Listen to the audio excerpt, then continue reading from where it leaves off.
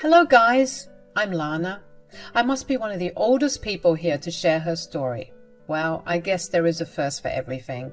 This story is being written by Riley. She was married to my grandson Joe. My late husband Matt and I raised Joe since he was a toddler. His parents passed away in a tragic car accident and we were the only ones to care for him. We were there to watch him grow and give him everything to succeed in life. We were with Joe every step of the way. When Joe showed up with Riley and told us that they had gotten married, Matt and I were a little shocked. We were hurt that they had eloped straight out of high school. Riley's parents had disowned her because of the wedding, so Joe brought her to our house. We took them both in and promised to help them out. Joe went to college while Riley stayed behind and took care of us. Eventually, Joe got a great job and started to achieve his goals. We were proud of him, but things were about to get bad. It was shortly after Joe joined a good job after working his way up in a cutthroat industry. He had landed a high-level job and was really starting to enjoy his life. Riley was super happy, and together they were even planning to have a child. But only a few months later, Riley arrived, crying on our doorstep. She was a mess and we didn't know what to do. When she came in, I said, "What is going on, Riley? You look horrible. Why are you crying so much?" "You need to tell us what happened, Riley. You're starting to scare us." "I don't know what to say, guys. Joe has left me. He's gone." "What are you talking about, Riley?" "I'm telling you the truth, Matt. Joe is gone, and so is his stuff. He left a note saying that he wants to divorce me and start a new life. He doesn't love me anymore." Riley went into a sobbing fit while Matt and I tried to wrap our heads around what we just heard. It was super bizarre, and we didn't know what to even think of it. It was true that Joe was growing a little distant from all of us. In fact, we were about to talk to him and try to know what was bothering him. But before we could do that, Riley arrived on our doorstep. Matt and I calmed Riley down and decided to talk to Joe separately. We immediately called him, praying to God that my grandson was just joking around. The moment he picked up, Matt nervously said, "Where are you, Joe? I just found your wife crying on our doorstep. She's saying that you have abandoned her. What's going on?"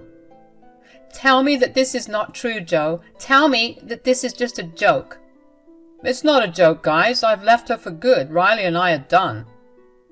I was shocked by what Joe said. Even Matt looked like he couldn't believe what he was hearing. We were really expecting Joe to laugh and say that this was all a joke, but he actually sounded serious when he said that he was indeed leaving Riley. I was confused beyond belief. We thought that they were happy. Joe had always said that he had married the love of his life. I was having a hard time imagining he would do this to her. I said, "You can't be serious, Joe. Riley is your wife. You can't just up and leave for no reason." "Oh, I haven't left without any reason, Grandma. I actually did tell her in vivid detail how I was no longer in love with her." "What? What happened, Joe? Why did your feelings suddenly change? You need to tell us everything so that we can understand better." "I can tell you, but I don't think you'll get it." "We will try to, Joe. We love you and we want to know what's wrong. We can't let you just abandon your wife without knowing the real reason. Tell us and let us think of a solution." "Look, I don't need your permission to do what I want. But if you're so interested in knowing the truth, I will tell you. The thing is, now that I have landed a great job, I can't have an average girl like Riley as my wife anymore." Matt and I were stunned into silence when Joe told us his reasons. We really were shocked to our core. In no universe did we think that our little grandson, Joe, would turn into such a vile and shallow person. We didn't teach him to abandon people just because he pleased, and we definitely didn't teach him to think the way he did. So his words made us both very angry. We said, "What is this nonsense, Joe? You are being downright mean and delusional. Riley is a great girl and you are insulting her." "I don't think you are thinking straight, Joe. This is not how a marriage works. Riley loves you and you love her. That's what is most important. Besides, Matt is right. Riley is a great girl and I don't think you can ask for better." "That is definitely not true.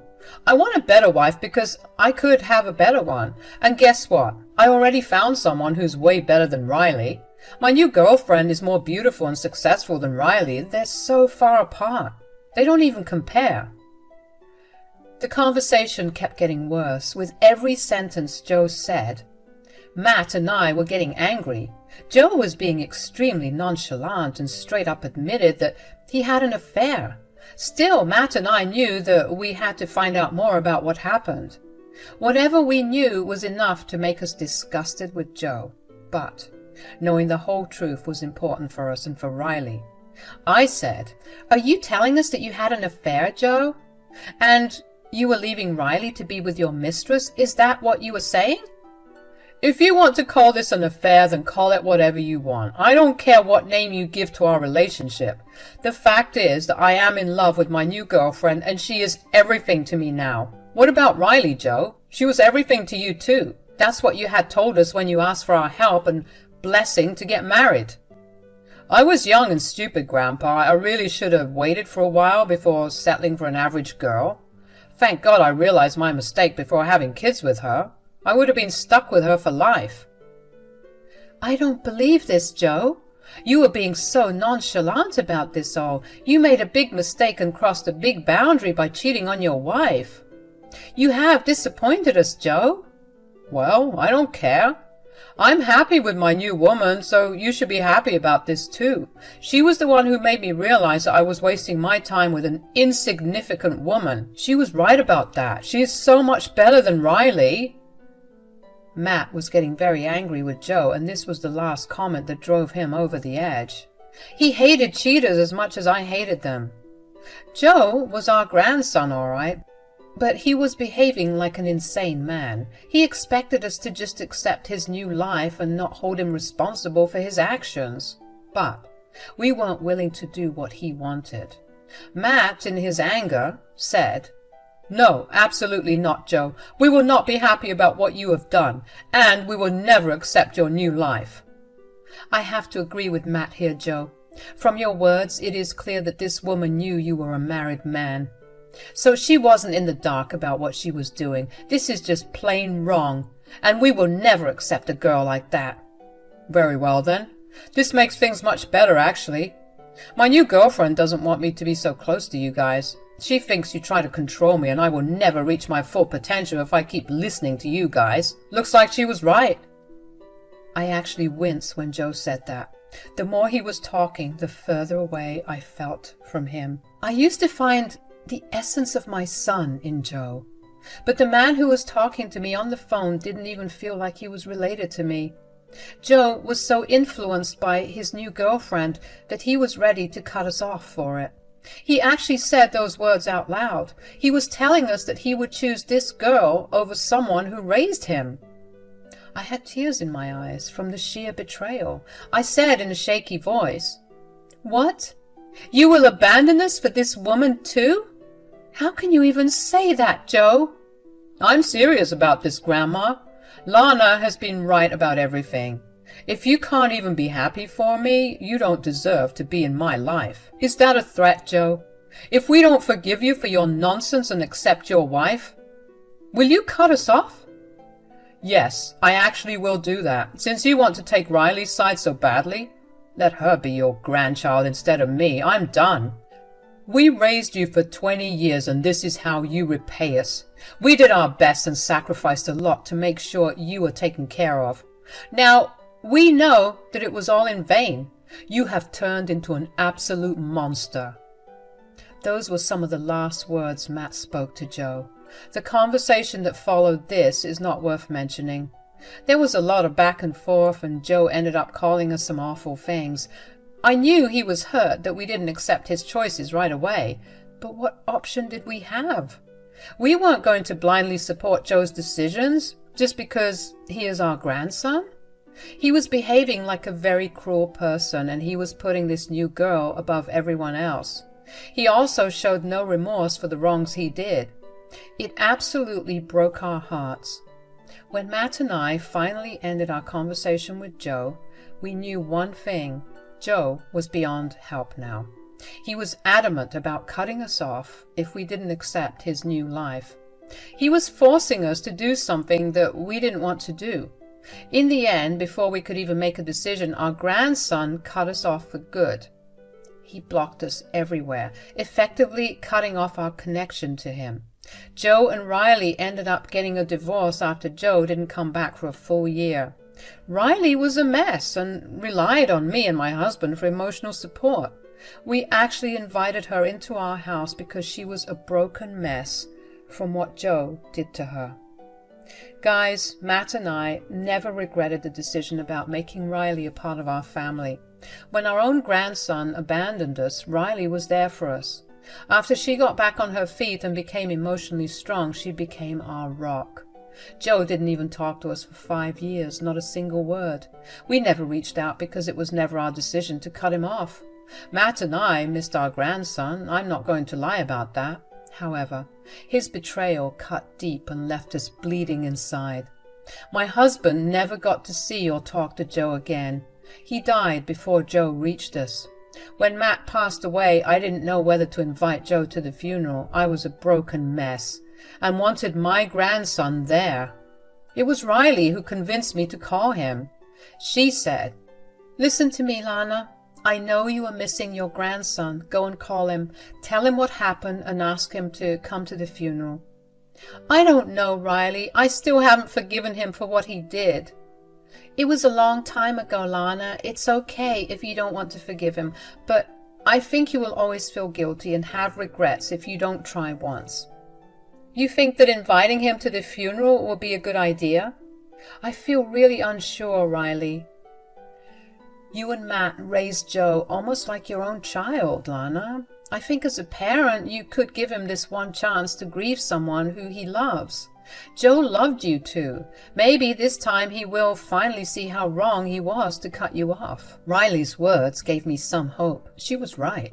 I didn't want to regret not calling Joe to the funeral. Maybe he still loved us and would want to pay his respects to his grandpa for one last time.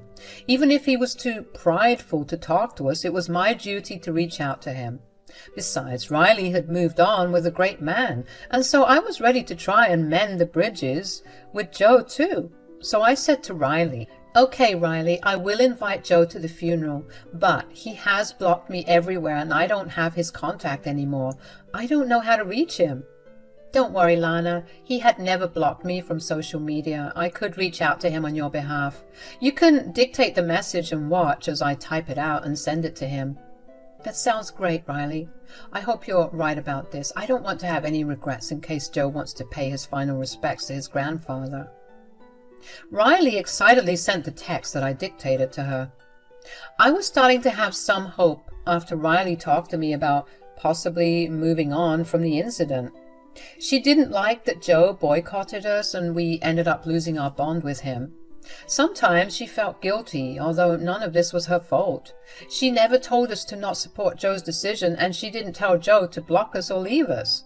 Anyway, despite what happened in the past and the fact that Joe never reached out again, I was ready to have some closure and maybe find in my heart to forgive him. My hopes were very short-lived. The first indication came when we found out that Joe had received the message and seen it. But he never graced us with a reply. We had provided him with all the details of the funeral, so we thought maybe he didn't need any more information, so he didn't text back. Riley and I still had a little hope that he would turn up at the funeral. I was willing to extend an olive branch just to see if he had changed a little. Believe me, guys, I really wanted Joe and me to have a relationship despite everything. I was looking forward to seeing him, but my hopes were in vain. The funeral came and went. It was a beautiful day with the sunniest weather.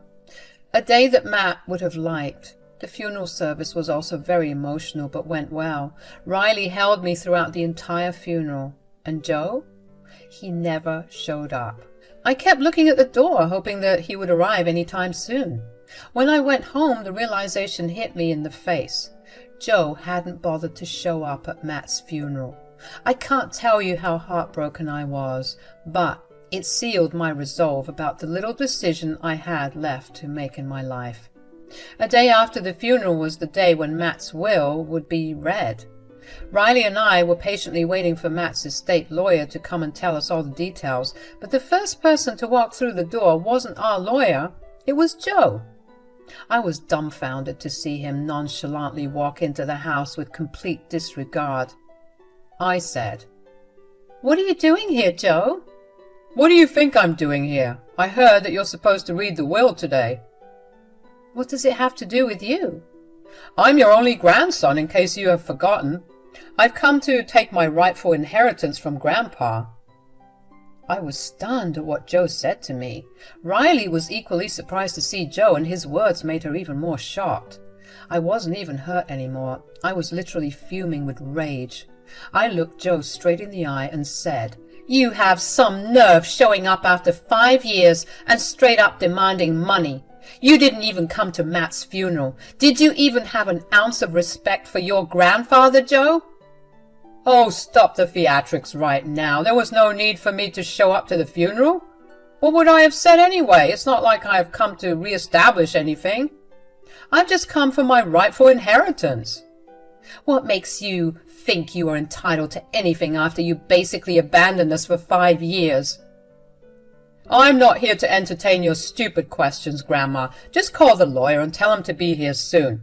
I don't have much time." Joe was acting so cold that it made my heart boil instead. I was absolutely furious at him and wanted to throw him out of my house instantly. But I didn't do that. No, I wasn't going to simply kick him out. I was going to teach him a good lesson. I picked up my phone and told our lawyer to come over immediately. He was already on his way and arrived within minutes. Joe didn't even bother to make small talk during this time, and he straight up ignored Riley. When the lawyer was finally in my house, Joe looked super excited. However, my lawyer was confused. He said, "Why is Joe here? This is a private will reading, so I don't think he can be here." "He thinks he's getting a huge inheritance from Matt's estate. Do you have any idea about this?" "What? That's ridiculous. I never called Joe for the reading. He doesn't need to be here at all." "What on earth are you saying? Of course I needed to be here. I'm the sole heir of Matt's estate. I know that already." "I don't know who told you that, but you were mistaken, Joe. You were not the sole heir of Matt's estate. In fact, you were not even mentioned in the will." "What? I don't believe a word you're saying. I'm definitely included in the will. I'm his grandson and his only heir. Why won't I be mentioned in the will?" While Joe was going mad with confusion, I was having the time of my life watching him stress. He deserved it for what he did to us. Then, when Joe acted all shocked, I decided to laugh. Joe looked at me and the lawyer with questions in his eyes. That's when I decided to serve some cold, hard revenge. I said, "Oh, Joe, you are a dense man. You want to know why you haven't been named in the will? Well, it was because Matt disinherited you." No, that's not possible. He wouldn't do that to me. I'm his blood. His only surviving heir. He would never disinherit me." "Do you think we believe in that old-fashioned stuff? Matt wanted to leave his inheritance to someone who would deserve it and not someone who simply had his blood." "No, this can't be happening. I am the rightful heir. How could he leave his estate to anyone else? If he disinherited me, who got my share of the inheritance?" "You really want to know who got your part of the inheritance? Well, Matt gave it to Riley." Joe and Riley were both surprised by what I said. They looked at my lawyer to confirm the news, and he simply nodded to say that I was right. It came as a shock to them, but not to me. I knew this all along. Matt and I had jointly decided on what to do with our will. It was both of our decisions to cut Joe off and give everything to Riley. Joe, however, couldn't accept this. He started to turn pale and said, "This has to be a joke. Why would he leave everything to Riley? This is not fair."